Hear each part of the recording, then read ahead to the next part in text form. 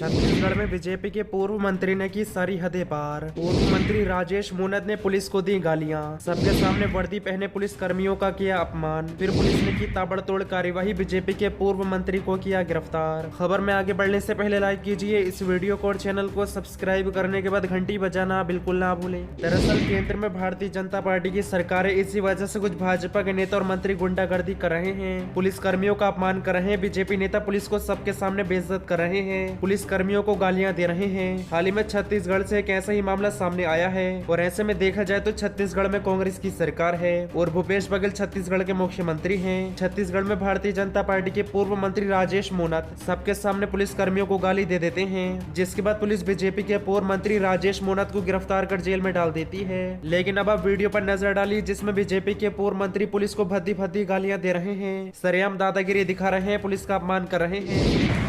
सुरक्षा की जिम्मेदारी जिन व्यक्तियों की है, अगर वो पार्टी बनने लग जाए तो हम लोग क्या करें? इन महागढ़ चौधरी की हिम्मत कैसे हो यहाँ पर आकर के झंडा दिखाने की?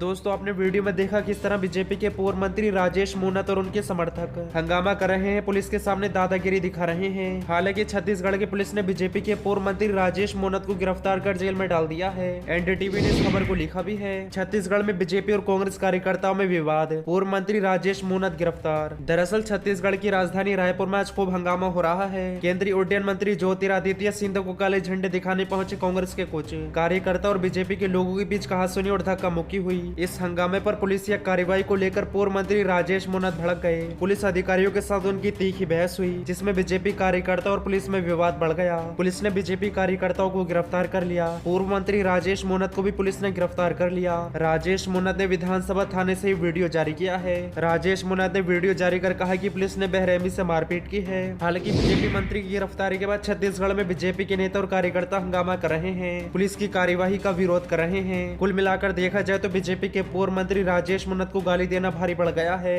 क्योंकि गाली देने पर ही पुलिस ने गिरफ्तार कर जेल में डाल दिया है। कोरोना मुआवजा न देने पर राज्यों को फटकार, सुप्रीम कोर्ट ने कहा आप कोई चैरिटी नहीं कर रहे हैं, ये आपका कर्ज है और आप इसे दिल से करिए। दरअसल वायरस से मौतों पर मुआवजा देने में ढिलाई के मामले में सुप्रीम कोर्ट ने शुक्रवार को राज्यों को कड़ी फटकार लगाई है। अदालत ने राज्यों से कहा कि आप तकनीकी आधार पर क्लेम रिजेक्ट नहीं कर सकते हैं, क्लेम एप्लीकेशन आने के 10 दिन के भीतर मुआवजा दिया जाए। महाराष्ट्र सरकार से सुप्रीम कोर्ट ने तलखे शब्दों में कहा कि आप कोई चैरिटी नहीं कर रहे हैं, ये फर्ज है और आपको इसे दिल से करना चाहिए। दरअसल राज्य महज इस आधार पर मुआवजा देने से इनकार कर रहे हैं कि एप्लीकेशन ऑनलाइन सबमिट करने के बजाय फिजिकली ऑफलाइन जमा कराई गई है। ऐसे मामले सबसे ज्यादा महाराष्ट्र में सामने आए हैं। सुप्रीम कोर्ट ने राज्यों को मुआवजा देने के लिए 1 सप्ताह का समय दिया है। Justice MR. शाह और जस्टिस बी.वी. नागरत्ना की बेंच ने ऑफलाइन एप्लीकेशन को रिजेक्ट किए जाने के मामलों को बेहद गंभीरता बताया है। सुप्रीम कोर्ट ने पिछले साल वायरस के कारण जान गंवाने वाले लोगों की फैमिली को 5 लाख रुपए का मुआवजा देने का आदेश राज्य सरकारों को दिया था। ये मुआवजा स्टेट डिजास्टर फंड से दिया जाना था। मीडिया माई रिपोर्ट के मुताबिक जस्टिस शाह और जस्टिस नागरत्ना की बेंच ने राज्य सरकारों को ऐसे परिवारों को मुआवजा देने के लिए 1 सप्ताह का समय दिया है जिनके क्लेम ऑफलाइन फाइनल किए जाने के कारण रिजेक्ट किए गए हैं। बेंच ने कहा कि सभी राज्य सरकारों को हर एप्लीकेशन को रिसीव करना है, चाहे वे ऑनलाइन जमा की गई हो या ऑफलाइन। रिजेक्ट की गई सभी एप्लीकेशन का अगले 1 सप्ताह में रिव्यू किया जाए और पीड़ित परिवारों को मुआवजा दिया जाए। सुप्रीम कोर्ट बेंच ने साफ तौर पर राज्यों से कहा कि किसी भी मुआवजा एप्लीकेशन को